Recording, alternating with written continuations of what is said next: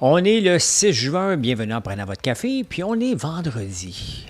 Vendredi, j'espère que ça va bien. Je vais vous parler des entreprises dans l'acier, dans le bois, qui demandent que le gouvernement les aide. Amazon qui va investir 10 milliards, je vais vous parler de ça.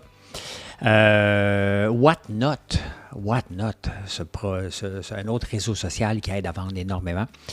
215 milliards pour les tarifs interprovinciaux de plus sur le PIB si on les enlevait. Je ne comprends même pas qu'on a ça encore. Au Québec, pas d'agrandissement pour l'autoroute 50. On n'a pas d'argent, mais on a de l'argent pour écœurer des bannières. Moi, je ne suis pas contre le fait français, on va jaser de ça. Le 98,5 de Gringol, il mérite. Qu'est-ce que je vous dise? Hein? Qu'est-ce que je vous dise? La CPDQ à New York sont bien payés. Moi, je me cherche une nouvelle job. C'est assez, là. C'est assez de faire des lives, là, puis vendre des produits de la ferme, là. Je me retourne en analyse financière. Je vais faire beaucoup d'argent, beaucoup d'argent. Loi zéro, le chercheur en peur, là, le peureux en chef, je versais mes mots.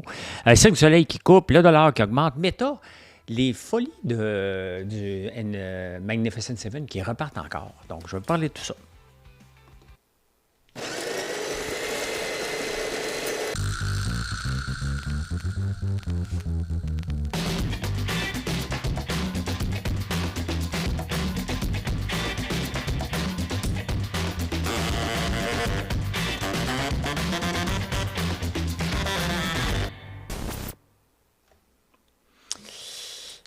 Bienvenue. Comment ça va? Est-ce que vous êtes abonné? Est-ce que vous allez vous abonner? Est-ce que vous avez mis les notifications? C'est pas fait? Merci de le faire. Les entreprises canadiennes qui exportent de l'acier demandent au gouvernement, par l'entremise de François Legault, au fédéral, il faut les aider, les entreprises. Tu sais, là, à un moment donné, là, c'est soit qu'on nationalise tout, qu'on devienne un pays communiste, ou qu'on accepte le jeu du capitalisme. Le jeu du capitalisme, c'est qu'une entreprise a un bon produit, qu'on ne fait pas cher ici, et on décide de l'exporter. Ça, c'est création de richesse. C'est bon pour le Québec, bon pour le Canada. Maintenant, les profits de ça, le seul retombé, c'est les créations d'emplois. Le profit de ça, c'est l'entreprise qui l'empoche. Donc, quand ça va bien, il empoche. Il n'en donne pas à la société, là. Il empoche. Faire de l'exportation devrait être vu tout le temps pour une entreprise comme une plus-value. C'est que si on arrêtait ça, est-ce que l'entreprise pourrait être rentable? Il y a toujours un risque de faire de l'exportation. Tout le temps. Regardez le bois d'œuvre. C'est la même chose. Il y a un paquet de scieries maintenant qui ferment parce qu'il y a aussi des tarifs. Et du bois aux États-Unis, il y en a en masse. Là. Les 2x4 ils sont capables d'en faire en masse aux États-Unis. Donc, c'est toujours un risque. Et on passe notre temps à aider les entreprises là-dedans. Il faut enlever cette mentalité-là. Les entreprises, là, laissons-les trouver des solutions. Ils vont en trouver des solutions. Ils vont trouver des nouveaux marchés. Regardez, c'est 215 milliards à cause des tarifs interprovinces. Donc, une entreprise au Manitoba qui a besoin d'acier, est-ce qu'elle prend du Québec ou elle le prend des États-Unis? Je n'ai pas les chiffres, là. Mais si ça coûte plus cher à cause des tarifs interprovinciaux, ça n'a pas de sens. On est un même pays, il faut enlever tout ça, là. Tout. Aucun tarif. Moi, si j'achète à Saint-André-Avelin ou j'achète à Saint-Jérôme de l'acier au Québec, c'est le même prix. Pourquoi qu'il y aurait des tarifs interprovinciaux? Surtout. Regardez l'Alberta puis l'Ontario vient de faire un accord de libre-échange. Ça n'a pas de bon sens, un libre-échange, on est dans le même pays.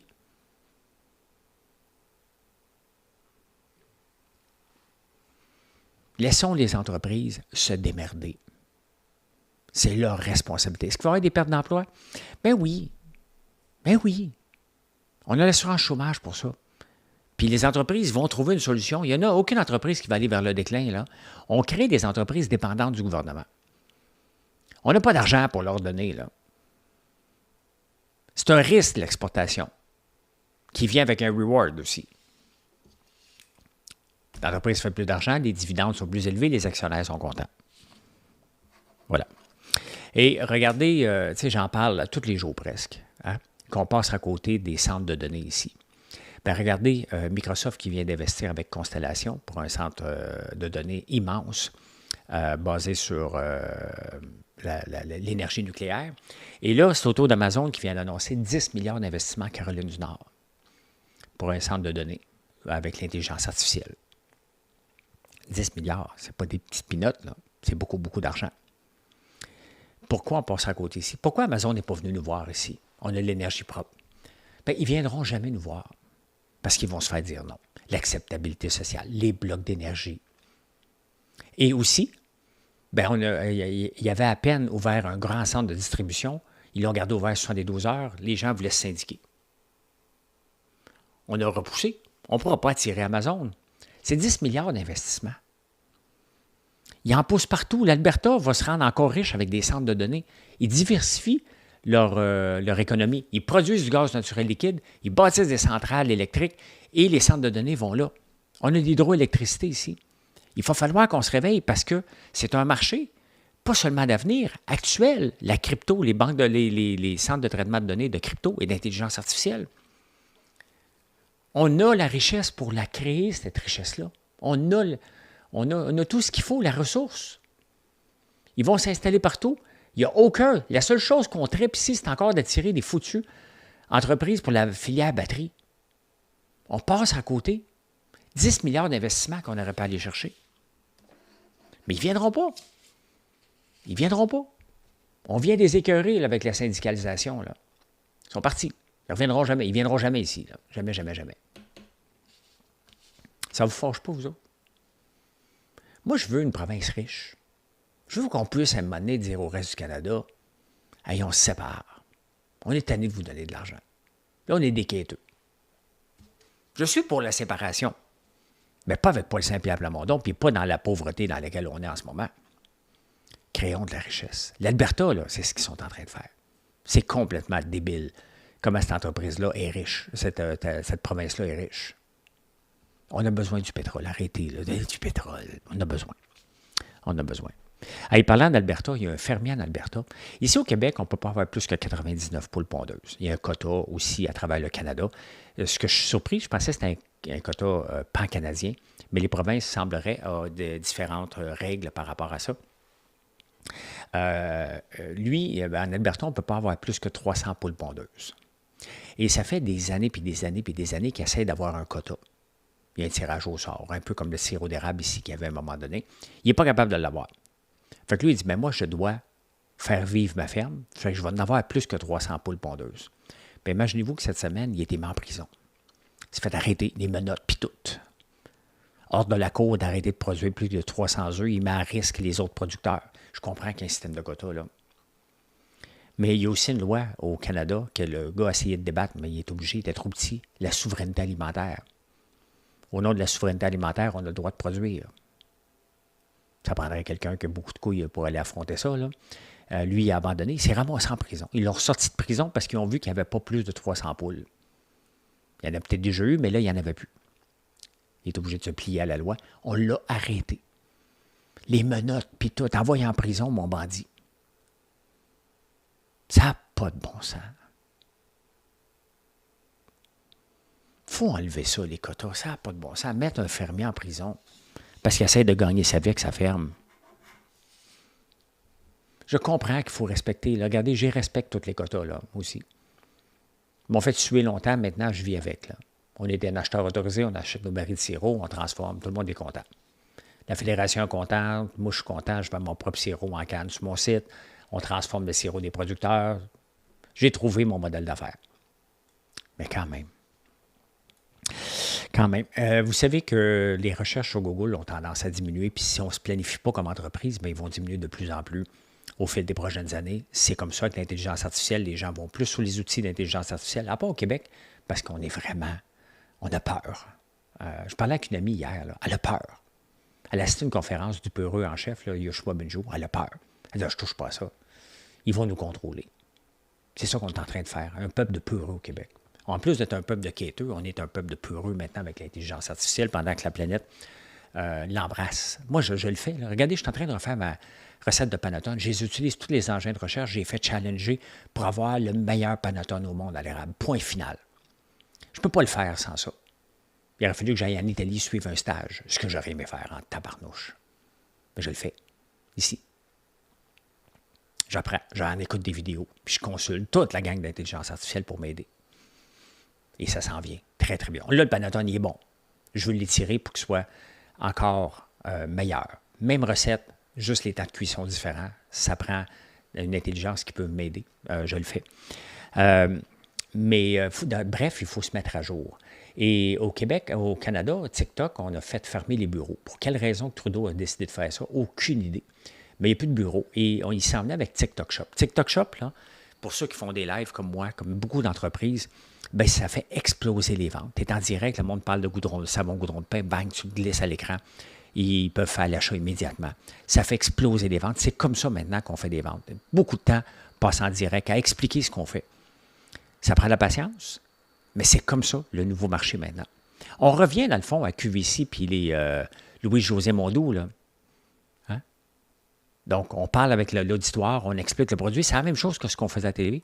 Et TikTok est le meilleur moyen de le faire. Facebook, un peu moins. Ça se fait, mais un peu moins que TikTok. Mais on n'a pas Shop ici. Dommage. Il y a un nouveau réseau qui s'en vient, qui a déjà généré 3 milliards de ventes. Il y a certains m'en ont déjà parlé, qui est Whatnot. Je vais regarder. Moi, je suis là toujours pour faire... Moi, ce que je veux, c'est de faire exploser mon entreprise. Vraiment, vraiment, vraiment. Et on fait des bons produits, il faut les faire connaître. Et si c'est le réseau Whatnot qui va fonctionner, ça va être ça. Je ne sais même pas si c'est au Canada encore, si c'est TikTok, si c'est Facebook, si c'est X, je vais m'adapter. Mais je veux que cette entreprise-là explose. Je veux d'autres personnes que moi qui fassent des lives. Mon fils en fait. Mais c'est comme ça maintenant qu'on fait développer une entreprise. Beaucoup, beaucoup, beaucoup. C'est avec des directs. Qu'on explique le produit, l'histoire. Il faut prendre du temps. Donc, Whatnot, déjà 3 milliards de ventes mondialement, c'est pas rien. Hein? 215 milliards, si on laissait tomber, j'en ai parlé. On enchaîne, on s'en va au Québec.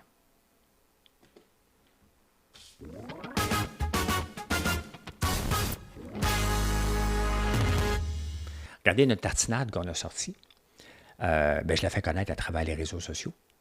Et on en vend déjà beaucoup. Mon objectif d'ici Noël, c'est 1000 par jour. Je pense que c'est possible. Il faut en parler à tous les jours. Tous les jours, tous les jours. Comme Olivier Primo qui parle de son Beach Day Everyday tous les jours. Il faut que je parle de ma tartinade. Moi, le problème, c'est que j'ai 450 produits. Mais il y a des produits qui sont plus faciles à vendre. Une tartinade, c'est plus facile à vendre qu'un beurre de karité à la rose. Là, on s'entend, là. On n'agrandira pas l'autoroute 50, on n'a plus d'argent. Le Québec est cassé, donc on va laisser tomber l'autoroute 50, qui est l'autoroute la plus meurtrière, je pense, en Amérique du Nord. Une autoroute où ce qu'on se rend compte, où que je prends à chaque semaine pour aller à la campagne, ou que mon fils la prend à chaque semaine, j'ai peur à chaque fois. Toujours consciencieux qu'un accident peut arriver à tout moment. On l'agrandit à Mirabel, mais on va arrêter là. Puis on n'agrandira plus du côté de Gatineau non plus. Ça va arrêter, on n'a pas de scène. On n'a plus d'argent. Avant, les gouvernements, pour relancer l'économie, investissaient massivement dans des autoroutes et tout ça, créer de la job. Là, on n'a plus une scène. Pourquoi? Parce qu'on envoie l'argent ailleurs. Elle s'en va où, l'argent? Pas dans les hôpitaux. On l'envoie dans SAQ Click. SAQ Click, vous voyez, là, l'impact que ça a pour les différents autres projets. Le milliard volé, là, géré par Éric Kerr, le milliard qu'on nous a volé, bien, c'est des autoroutes qu'on ne construit pas. C'est des ponts qu'on ne répare pas, c'est des hôpitaux. Il y a des vases communicants. Sauf qu'il n'y a pas de vases communicants quand vient la protection de la langue française. Ça, c'est à tout prix. 603 millions de mis dans les nouvelles lois pour la protection de la langue française, sans compter ce que les entreprises vont devoir payer pour changer leur bannière. Je me demande des entreprises comme, mettons, Pop Underwear, est-ce qu'ils vont devoir changer leur nom? Je me demande, là. Les sous-vêtements Pop Underwear, qu'est-ce qu'ils vont devoir faire? Je ne sais pas. Ils n'ont pas de bannière. Mais qu'est-ce qui arrive avec des entreprises? Pourquoi c'est seulement les entreprises qui ont une bannière sur un immeuble? Où est Power Corporation? Power Corporation devrait-il changer son nom? Lightspeed devrait-il changer son nom? Nommer des entreprises comme ça, là, il y en a un méchant paquet, là. Il y en a un méchant paquet. Est-ce qu'ils vont devoir changer leur nom? La question se pose, là. Mais pourquoi on fait ça? Pourquoi on n'a pas utilisé une clause grand-père? Pourquoi on met autant d'argent? Est-ce que la langue française est si en danger que ça? Parce qu'on voit une bannière Starbucks? Pense pas. Pense pas. Mais bref, en attendant, on va continuer à avoir des meurtres. Mais la bannière, il va y avoir un paquet d'inspecteurs qui vont se promener avec leur petite bannière. Des cafés Starbucks. On va avoir un café un petit peu plus gros. Il manque 2 pouces. Ouais, 2 pouces. Il te manque 2 pouces. Vous voyez, ça va arriver. Ça va arriver, croyez-moi. Il y a une nouvelle loi contre les photos mises en ligne non consenties ou le partage de photos. Et ce qui est une très bonne loi. Ça va calmer les ardeurs de certains qui font ça, des jeunes surtout. Pas seulement les jeunes, ou du revenge porn, puis toutes ces affaires-là. Le problème pour ouvrir un dossier, mettons que tu as 14 ans et tu ouvres un dossier parce qu'il y a une photo de toi qui traîne sur le net, tu veux la faire enlever. 201 pièces quand même que ça coûte. Pas de problème pour nous autres, là, si on a une photo de nous autres qui traîne. Là. Mais je me demande comment ils vont réussir. Quand même que tu as un ordre de la cour, est-ce que Facebook, Pornhub et toute la gang vont collaborer si facilement que ça? Probablement. Mais normalement, tu devrais être capable de contacter l'entreprise directement. Facebook, il devrait avoir une place pour ça. Donc, j'ai hâte de voir, mais ça coûte 201 pièces. Un peu, c'est comme la cour des petites créances pour accélérer, là, au lieu d'aller devant un juge puis justifier. Là. Je comprends tout ça, là, mais 201 pièces, on est obligé de facturer ça. Rendu là.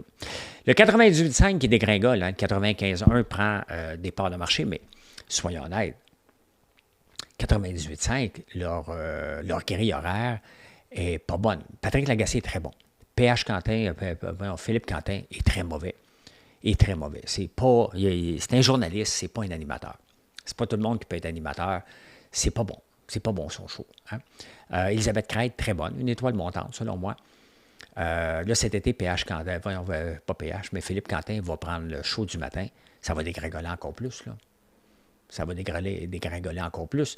Le problème avec Patrick Lagacé, c'est pas lui, c'est ses collaborateurs. Yannick Bouchard était particulièrement mauvais au sport.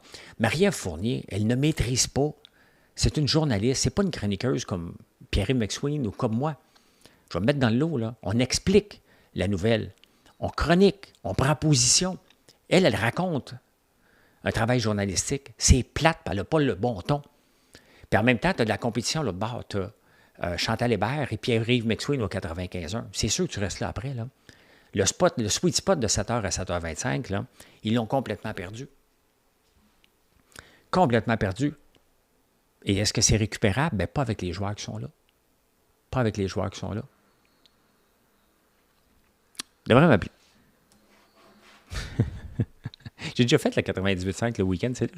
J'ai commencé là. Après ça, j'ai fait Radio 9. Je faisais la job de Pierre-Yves McSween pendant un an. Radio 9 est devenu une ratio sport, BPM Sport. Et après ça, je me suis promené un petit peu partout. Hein? Un petit peu partout. La CDPQ, c'est gênant. La Caisse de dépôt et de placement du Québec. Hein? Ils ont des bureaux partout. J'en ai parlé hier. Ça a passé de 5 millions, la masse salariale à l'étranger, à 155 millions. Là, ils ont montré les gens au bureau de New York. La moyenne de salaire est de 805 000. Hey, sincèrement, avec un rendement de merde comme ils nous offrent, là, ça n'a pas de bon sens. Avec ce genre de personnes-là, tu devrais battre le marché. Arrêtez de dire « Ouais, mais la CPDQ... » Non. Tu bats le marché ou tu investis dans le marché. On va arrêter, là. On pourrait avoir quelqu'un là, qui investit, qui fait la stratégie hot potato. Une seule personne derrière un écran est capable de gérer des milliards de dollars. On s'entend que ça ne marche pas comme ça, là, OK? Mais entre ce qui nous offre le 7 % avec toute l'infrastructure et tous les gros bonnets qui ne livrent pas en marchandises et aller la simplicité d'investir directement dans des fonds qui vont nous donner un meilleur rendement, à un moment donné, c'est parce qu'on doit choisir, là. C'est notre bas de laine. Tout rendement qui fait en bas du marché appauvrit les retraités puis nos futurs retraités. Mais on accepte ça. On accepte ça. Même l'ancien dirigeant, l'ancien PDG de la Caisse populaire, de la Caisse de dépôt et de placement, s'est fait prendre pour transaction d'initiés. Ils ne sont pas bons. Qu'est-ce que vous voulez que je vous dise?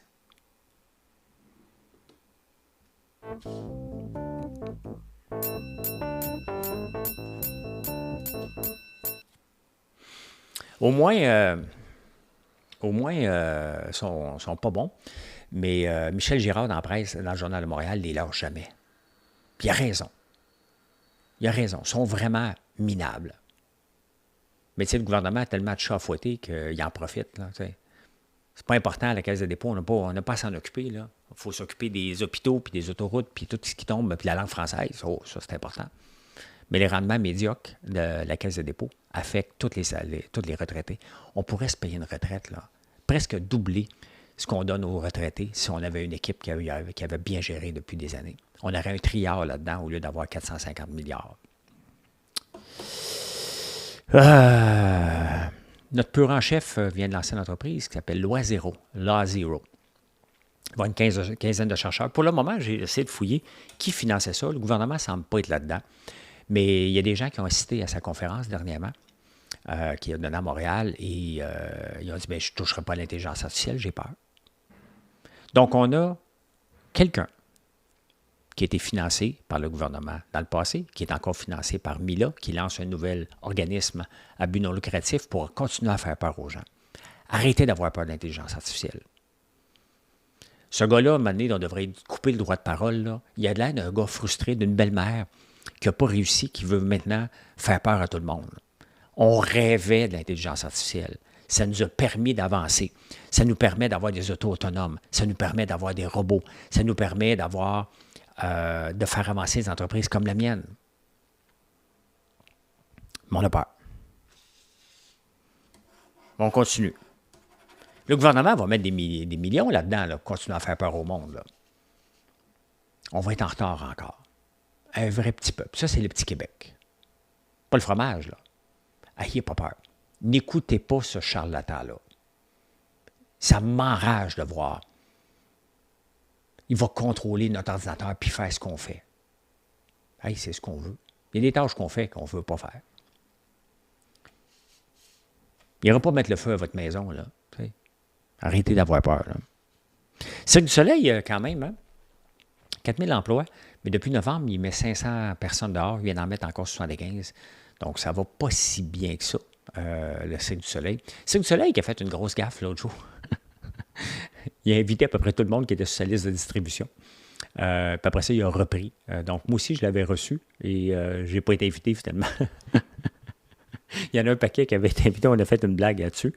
C'est notre fleuron, hein, mais plus notre fleuron, il appartient à Dubaï, je pense, maintenant, le Cirque du Soleil. Donc, voilà. Hey, le titre le plus cher du S&P 500, c'est un titre que si vous me suivez, vous le saviez que je l'aimais, ce titre-là. J'ai fait beaucoup de day trading, puis je ne le suivais plus. Puis là, je vais aller le revoir. On va aller regarder ça ensemble. Hey, ça m'énerve. Got it, thanks. À chaque fois que je l'ouvre, il me fait ça. Bien, c'est Palantir. Palantir qui a des centres de données. Palantir, c'est un bum. Hein? C'est celui qui avait lancé, c'est un rebelle, qui avait lancé PayPal, qui a lancé Palantir. Et regardez la progression de ce titre-là. Quand je l'ai day-tradé, il est sorti à 19$. Je l'avais day-tradé, j'ai fait de l'argent avec lui. Là. C'était dans le temps, 2020-2021, qui est sorti. Et regardez maintenant, il vaut 130$. Et il y a une belle remontée. Au point de vue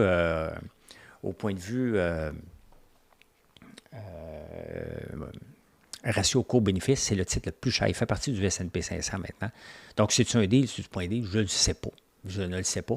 Il y a quand même quelque chose qui se passe encore avec toute l'intelligence artificielle et le Magnificent Seven, parce que, bon, là, les journées sont... Tu sais, en ce moment, là, c'est flat, là. Il ne se passe rien. Mais regardez le S&P 500, qui n'a pas encore monté en haut de 6 000. Hein. Il se tient dans la fourchette de 5 900. Il y a beaucoup de réticence. Meta qui continue à augmenter. Meta, c'est intéressant parce que, pourquoi il augmente Meta sans cesse? Bien, il s'en vient avec des nouveaux gadgets, des nouvelles lunettes. Des lunettes VR, un peu comme Apple Vision, qui a fait un flop total à 3 500$. Pas grand monde qui achetait ça. Dommage. Je ne l'ai pas acheté moi non plus. Mais il vient de faire un deal avec Hollywood pour faire des films que pour ses lunettes. Donc, vraiment très intéressant. Ils sont en train d'automatiser les campagnes de pub pour les usagers avec l'intelligence artificielle. Vous voyez, il faut arrêter d'avoir peur de l'intelligence artificielle. Là. Ça nous donne aussi des bénéfices énormes. NVIDIA qui ne lâche pas, Google, tout ça remonte de façon spectaculaire. NVIDIA qui descend un petit peu, mais quand même, hein? Quand même. Aujourd'hui, c'est une journée flat. On va voir ce que ça va donner un petit peu plus tard. Très intéressant. Très intéressant. Donc, Meta, c'est très impressionnant. Je ne l'ai pas directement, je l'ai, comme je vous ai dit, dans le fonds IGM qui performe super bien. Une autre chose qui va très bien, et ça, c'est pas tellement bon pour ceux qui ont des placements américains. J'en ai dit souvent, là. C'est le dollar canadien. Le dollar canadien qui est rendu à 73,26, qui augmente constamment. Pourquoi il augmente? La Banque du Canada, comme prévu, a décidé de ne pas toucher à ses taux d'intérêt. Donc, si les taux d'intérêt baissent, les taux d'intérêt, le dollar va baisser parce qu'il y a moins de demandes. Là, il y a des demandes pour nos produits. Le pétrole, on en vend du pétrole. Donc, si on enlevait les barrières tarifaires pour les autos chinoises, le dollar va augmenter encore. Ce qui n'est pas une bonne nouvelle pour des placements. Moi, j'ai à peu près la moitié de mes placements en dollars américains.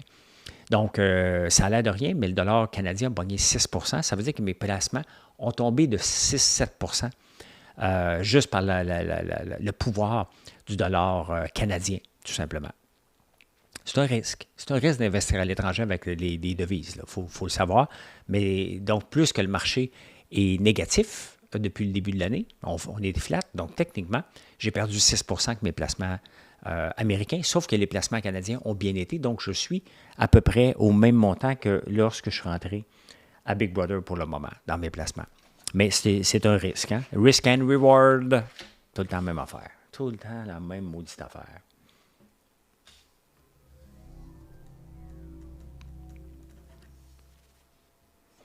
Toujours le risk and reward, tout le temps, tout le temps, tout le temps, tout le temps, tout le temps.